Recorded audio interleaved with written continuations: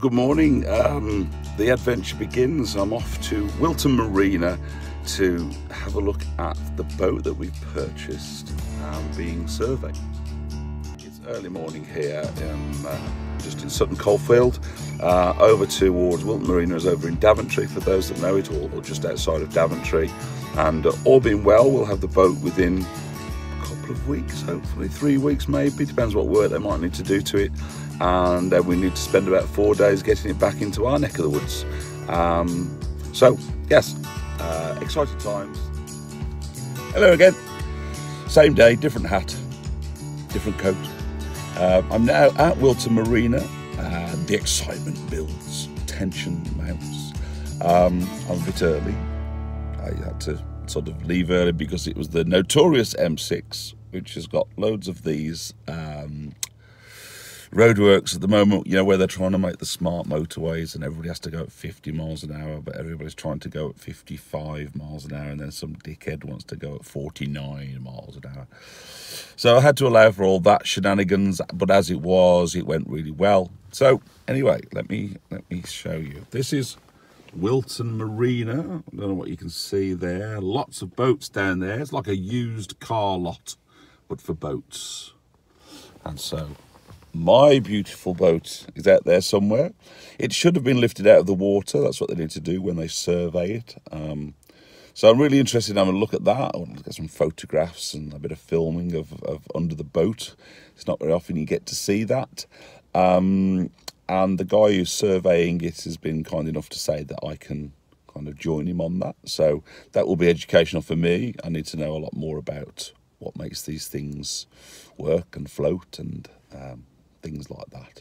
So that'll be interesting. But for now, and it could do with a wee, but nowhere's open. I could do with a bacon sandwich. That's probably open, but I will no doubt be partaking of a bacon sandwich very shortly. And I suppose I'll see you again when I'm out by the boat somewhere. So bye-bye for now. But here she sits. I shall be joining her for her survey later. Exciting times.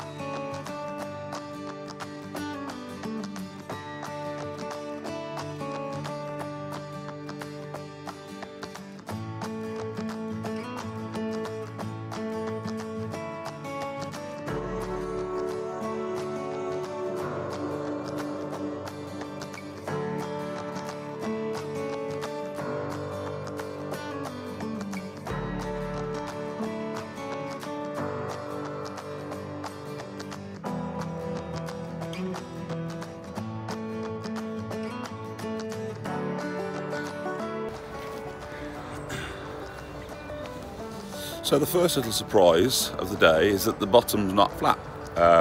So the surveyor guy has said that that was a surprise, because normally this type of boat is a flat bottom. It's got a slight V to it. So he's just going to have to fetch some wedges now so it doesn't overbalance and fall over on the cradle. But the good news on that is that you can get a little bit closer to some certain banks when you're trying to moor up, because you've got like a V shape, so it's coming up in the water at the point where the water's getting shallower. So you tend to ground less in that situation. So good news, I think. So yes, they look a little bit grubby when they're out. We're going to have all the bottom of this re-blacked. So where all this dirty green line is there, that will all be sort of taken off and reapplied. And you have that done about every 3 years. That's the thing that does all the bit, you know, makes it go forward, makes it turn round. Good news. So that is what they call an anode. Oh yes, I know all the terms. So an anode is basically it's a piece of sacrificial material, basically. And I say basically a lot. Sacrificial material, because what's happening when your boat's in the water, the electric charge is trying to reach ground, so it goes going through your hull. Also, all the other boats in the water are also emitting an electric charge. Now, if you know about batteries, you'll know that metal within a battery starts to corrode very quickly.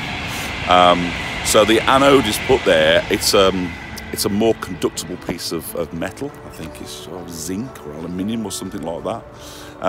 And so that takes the hit, basically. So that is what starts to corrode through the electric current, not the hull.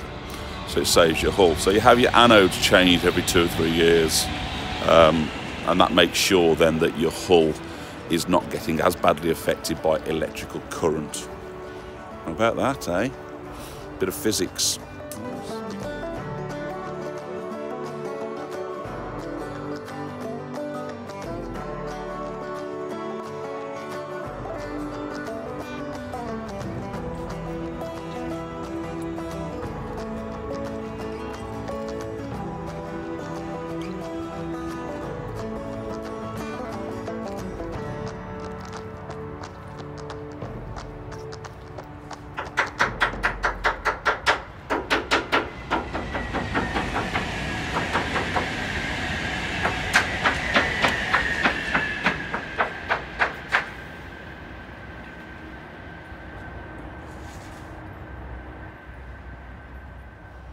So here we are. I'm enjoying the survey so far.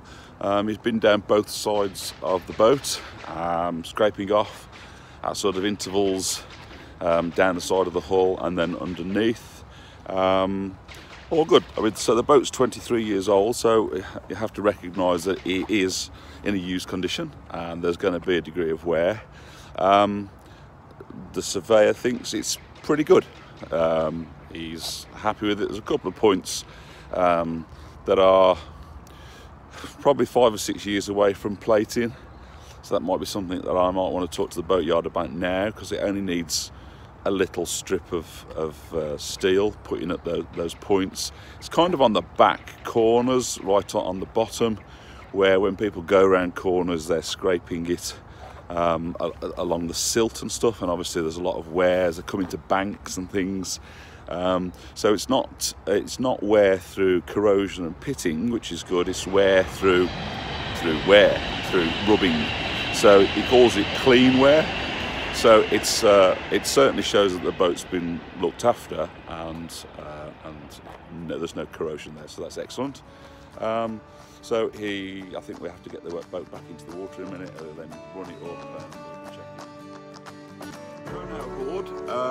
Yeah, everything's still going well. We've got a couple of issues of damp in some of the wood, which is not the end of the world. Worst case being immediately under a water pump. It's got a new water pump, so it looks like the old one was changed because it was leaking, and it's probably been leaking for a while. So I might have to do a bit of a repair under there, but again, it's sitting on a steel structure. It's just purely woodwork. But the issue is more the access to the woodwork and that sort of thing. But it's not the end of the world, so I'm not overly worried about that. Gas system all seems to be really good. Looks like it's quite new. Lots of new hoses and unions and things like that, and gate, and yeah. So all that's pretty good, I think. I'm just going to try and get the electrics going now. Might have some battery issues, but they'll get replaced if we want to purchase the boat. It's found a puddle beneath the hot water system, so again that might be something that needs to be done, but it would get pulled in with the eventual sale anyway. So again, at the moment, nothing showing that is putting me off from purchasing this boat. So yes, the excitement is still there. So yeah, all good. So that was that. Long day, but brilliant. Really pleased with the boat. Everything's kind of where I want it. Worst thing on the boat, gearbox noise. So mechanically, gearbox, hose clips, air tank cap, or heat exchange cap.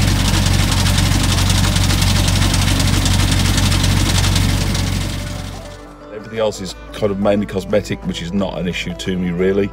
The hull's good, and that's important. Little bit of something could be done there. Might only cost me 100 quid for them to do it, and that would definitely sort of improve the hull, but really it's in good nick. So gearbox not great, batteries not great, some bits and bobs of wiring in the engine bay not great. So I'd expect those to be done for me. Other than that, the engine's in really good nick. It sounds really nice. It starts really well. So really pleased with all that. So it's been a really interesting day. Learned lots about the workings of the boat and all the other bits and bobs and different pumps and switches and all those sorts of things that are important. So it's been a really good day, and yeah, hopefully the sale will go through very soon, and might have in about 3 weeks ish. That's what I like.